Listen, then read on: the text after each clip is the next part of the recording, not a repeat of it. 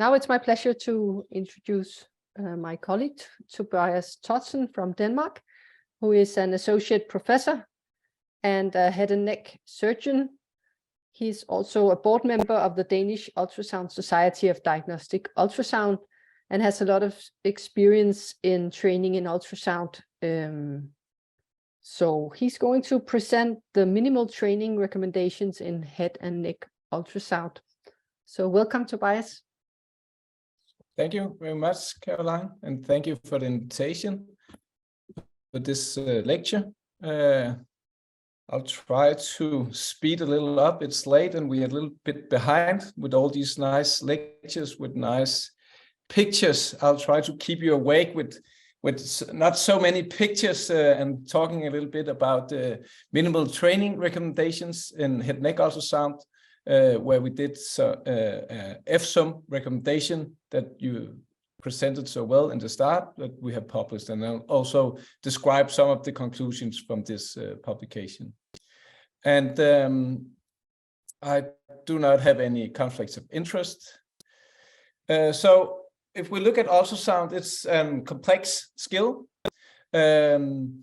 You need some technical knowledge to know how the ultrasound image is generated, some knowledge about artifacts and how to optimize the image. You need some technical skills to perform the ultrasound examination, and you need also some image interpretation skills in order to diagnose based on the ultrasound image and the ultrasound examination you make. So how do we assess if you are competent to do your independent ultrasound examination, and how do you design a training curriculum to ensure that? We described some of our ideas about this in the EFSUM training recommendations that we published a couple of months ago in Ultrasound International Open. You can all go in and see it for free, as Caroline also described, and Julian, who also presented here tonight, is also a co-author together with Rudy Evans and Christian Jensen from Germany and Wales.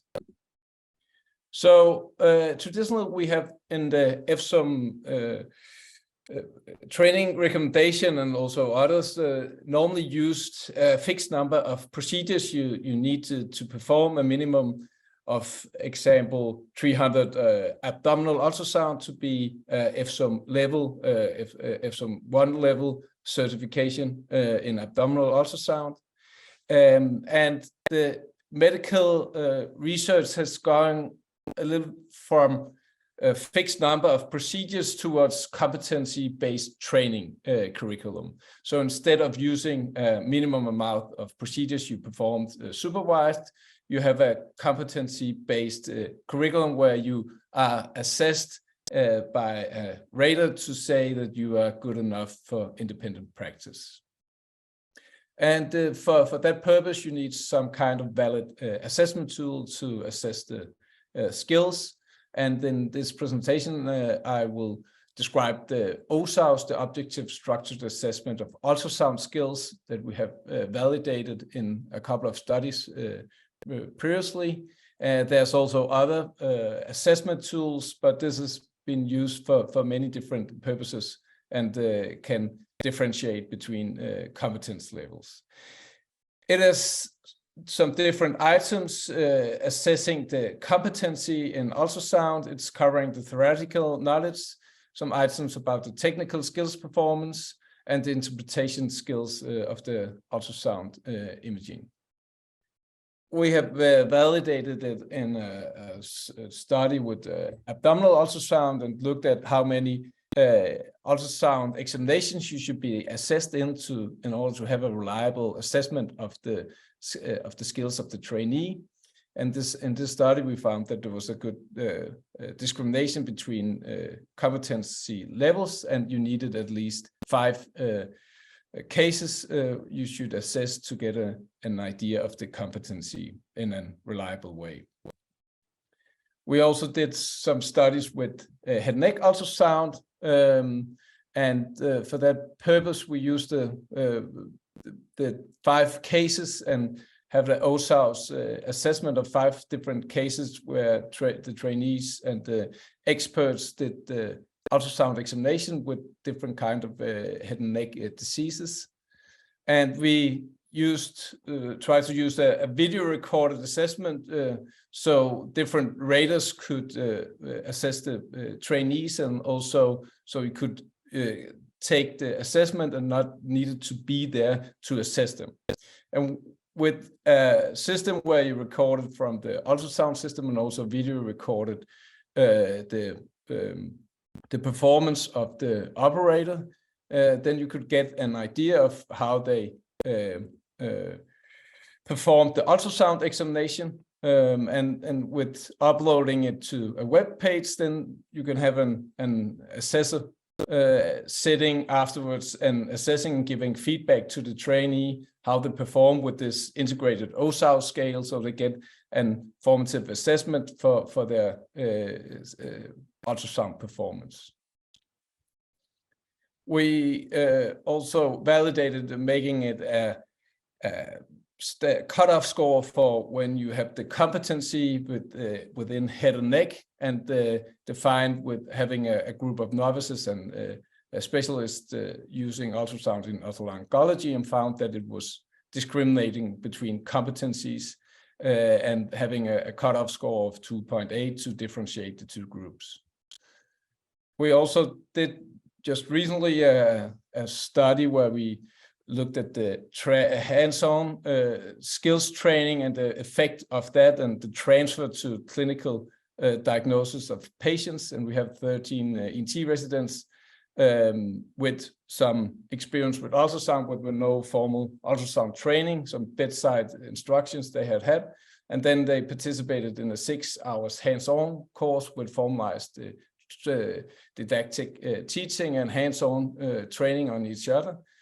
And they were performed 8 ultrasound cases before and after the course. And we found that there was a significant increase in the OSAU score, the ultrasound performance after the course, and also an increase in the diagnostic accuracy from 62 to 75. So it's recommended based on this study. I have a medical student who used this as a master thesis and trying to publish it now. But we found a good effect of the formal ultrasound training and not just having the clinical clerkship with the teaching ultrasound.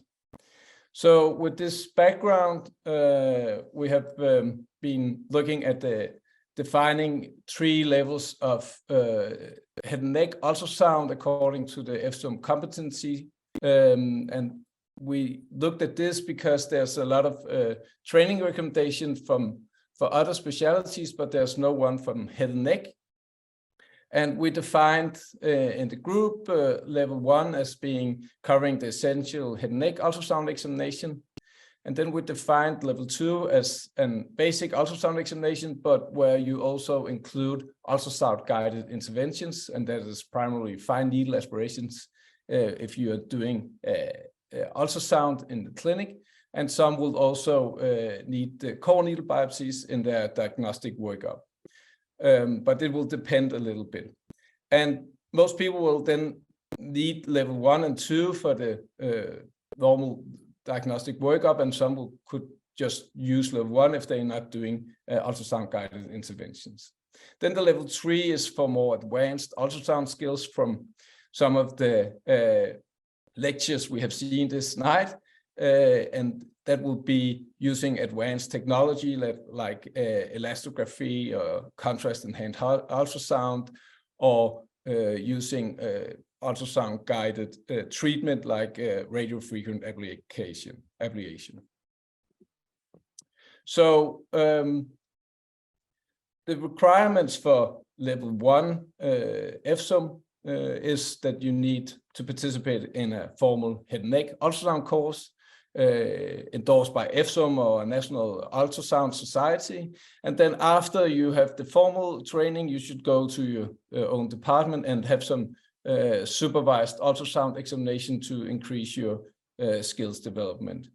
And when you're ready, you should go for a level 1 certification, where you should be assessed both with your knowledge within using a multiple choice test to cover physics, anatomy, and ultrasound pathology, and also a practical skills assessment where you need to perform based on the study I presented, at least 5 different head and neck ultrasound examinations to demonstrate your skills, and use some kind of validated assessment tool to assess the competency.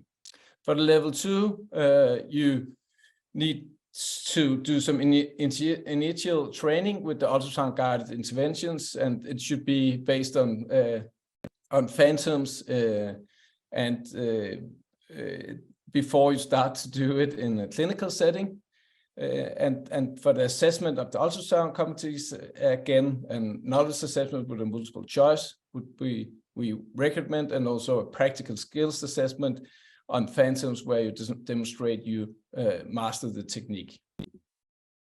We also did a publication where we described the technique, and also you can see a video describing how to perform fine needle aspiration, published in Head and Neck.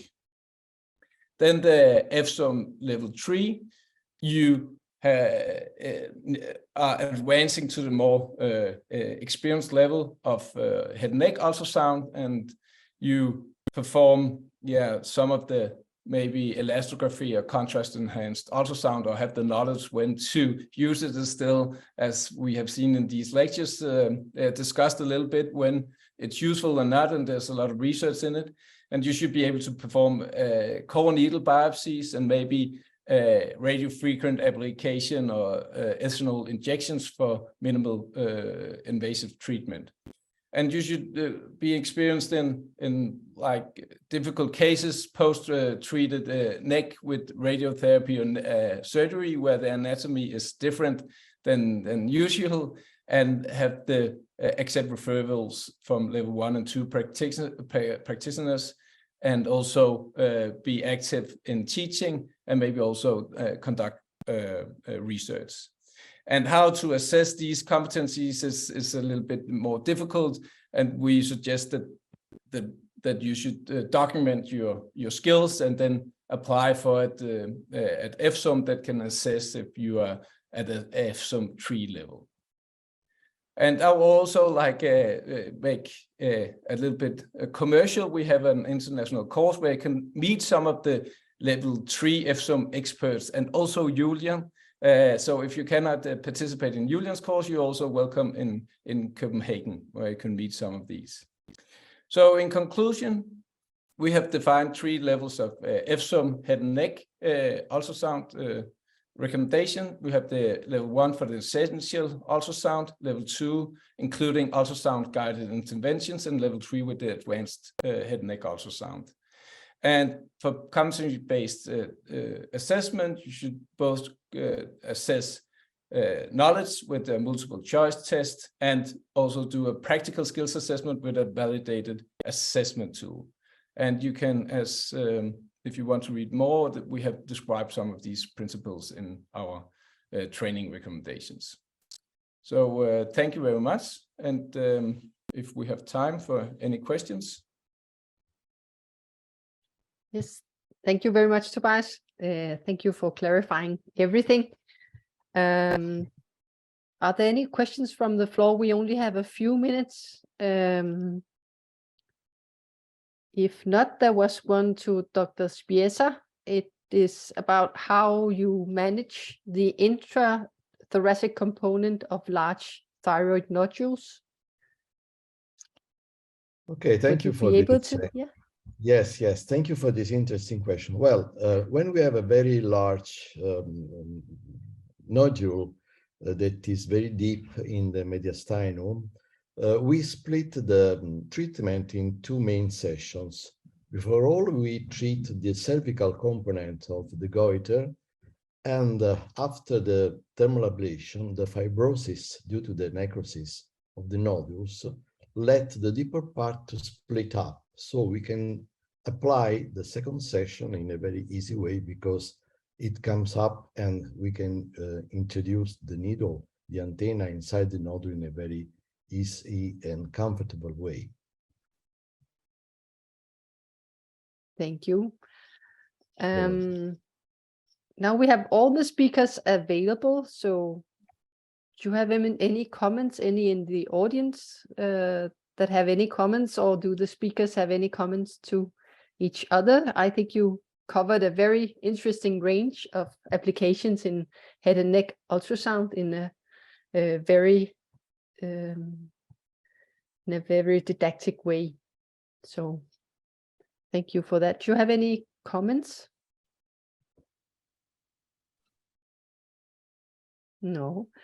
Okay, so I would like to thank all the speakers for joining us today, and I would like to thank all the audience for participating in this webinar, and for those who asked questions, thank you very much for the questions. I also want to thank GE for sponsoring this webinar, and I hope to see you all in the future joining EFSUM webinars. The coming dates and times are available on the EFSUM webpage. And of course, I also hope that we'll meet each other at the Euroson 23 in Riga. So thank you everyone for participating tonight. Thank you. Thank you. Thank you. Bye. Thank you. Thank you very much.